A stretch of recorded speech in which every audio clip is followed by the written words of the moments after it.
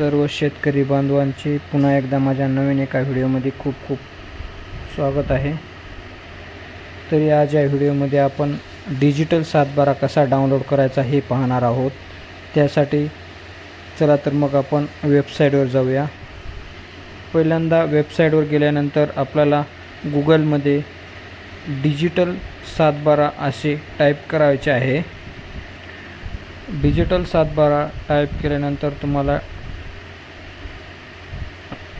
Digital सातबारा महाभूमिलेखच्या वेबसाईटवर नेण्यात येईल। त्यानंतर इथे OTP बेस्ड लॉग इन करायचे आहे। मोबाईल नंबर एंटर करायचा आहे आणि त्याच्यानंतर तुम्ही त्याच्यामध्ये OTP घ्यायचे आहे। OTP टाकल्यानंतर OTP व्हेरीफाय करायचे आहे। OTP व्हेरीफाय केल्यानंतर तुमची लॉग इन पेज दिसेल।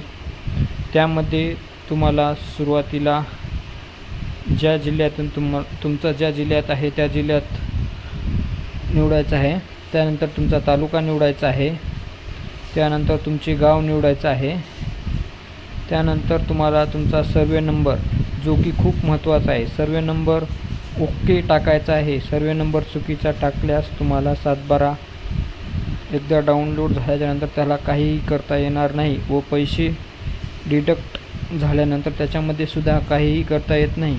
तुम्हाला एक सातबारा डाउनलोड करण्यासाठी फक्त 15 रुपये चार्ज लागतो। त्या व्यतिरिक्त कोणताही चार्ज लागत नाही। धन्यवाद।